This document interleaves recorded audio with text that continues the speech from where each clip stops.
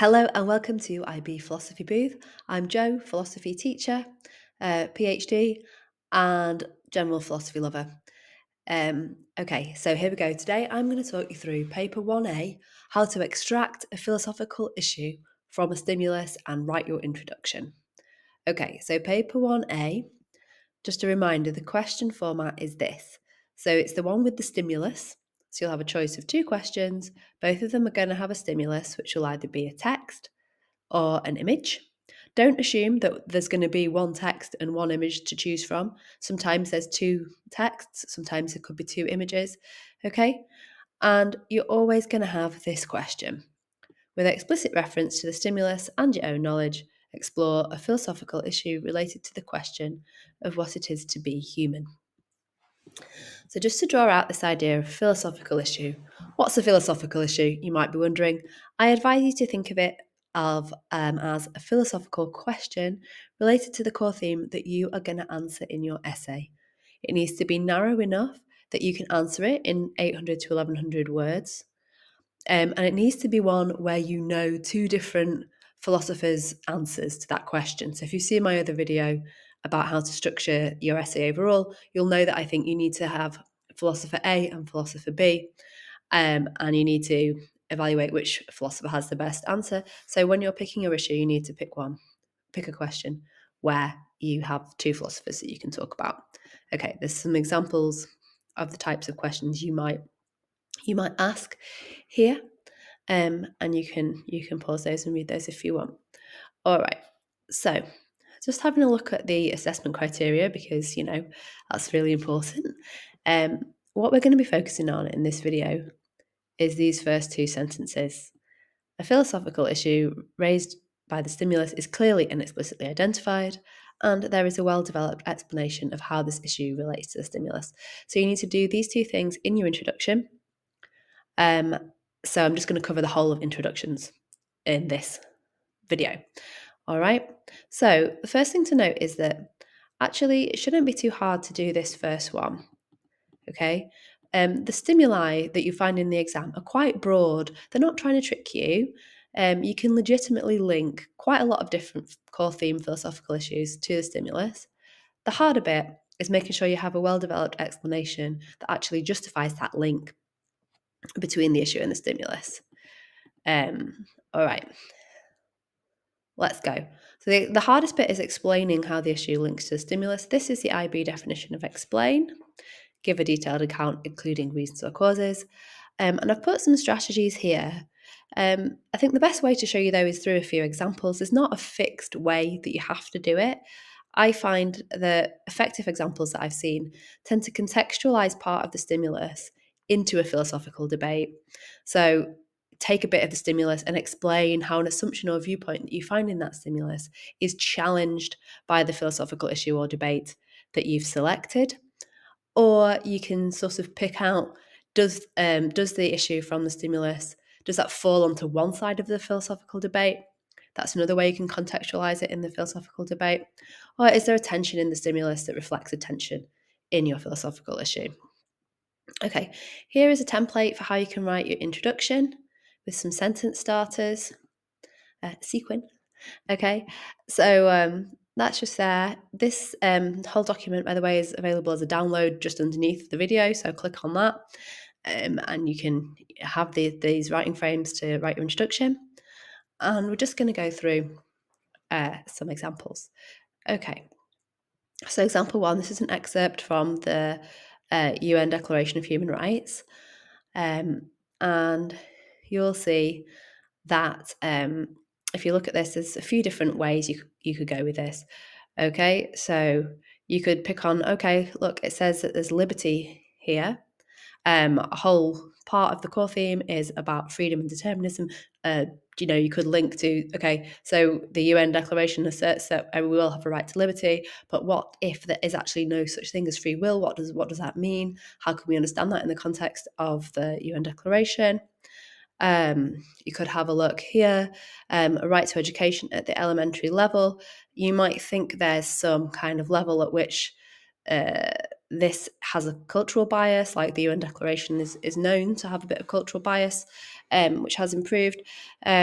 So you could come on to that and talk about, does our understanding of being human related to our culture?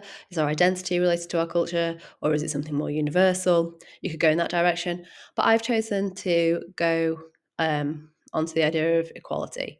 Okay, so what I've done here is I've said the stimulus states that all people are born with equal dignity. But what is this equal dignity based on? So I've taken an idea in the stimulus and I'm challenging it. The idea that people are equal in some respect is foundational to our modern understanding of humanity and human rights, but the fact remains that people are different in many respects. Different in their interpretations of morality, ability to reason, ability to imagine or self-reflect. But if there are so many differences between us, in what respect are we equal?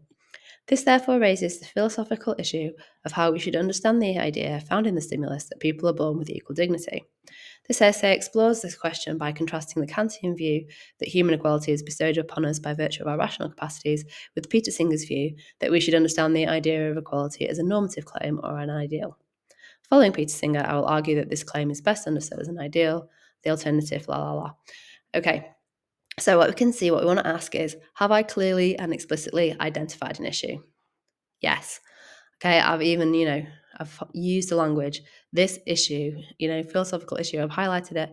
This therefore raises the philosophical issue of how we should understand the idea that people are born with equal dignity. Okay, so clearly and explicitly identified my issue. That is quite broad. So if you bring in the two perspectives that you're going to cover, that helps you to just narrow down your issue into one that's more answerable within the word count, or well, within the time frame, I should say. Okay, and have I explained the link? So I haven't really used like classic explaining phrases like this is because, but you can see that there's a development of the idea from the stimulus into the issue.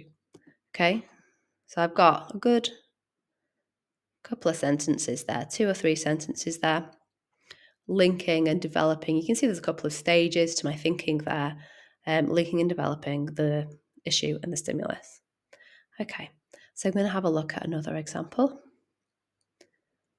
Example 2. Got an astronaut floating in space. Okay, so there's a few different ways you could take this. Hopefully you should be looking at this and thinking, okay, there's a few different things I could say here. Okay, so one thing we could be thinking about is, oh look, the visa is all blurred out. Okay, who is this philosopher? Who is this astronaut? Again, you could straight away go into some issues to do with identity. What I've decided to do here is link it more to sort of mind and body debate. So I'm stating what is shown in the stimulus. Okay, it's good sometimes to do something very specific, but you don't have to. Okay, the stimulus shows an astronaut floating in space. From their vantage point, they are completely removed from familiar experiences and can see the bigger picture of the universe as if from an entirely objective perspective. Yet, despite this seemingly detached position, the astronaut remains a subjective being experiencing their own thoughts, emotions, and physical limitations. This raises the philosophical issue of whether the mind can ever be explained from an objective perspective. I will argue that it cannot.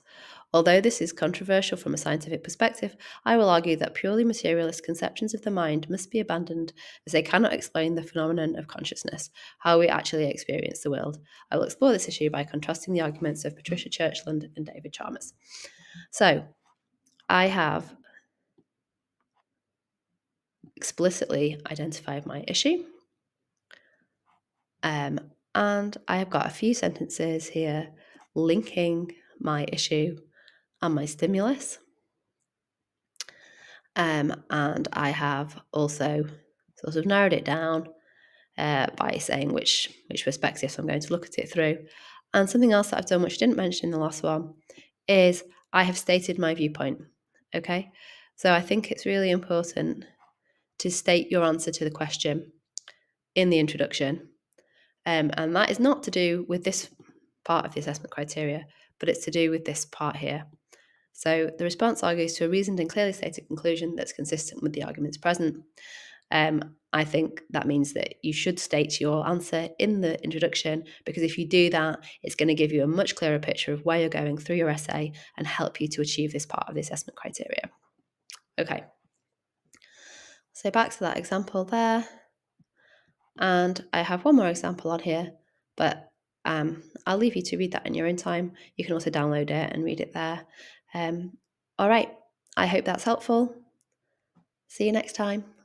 Bye-bye.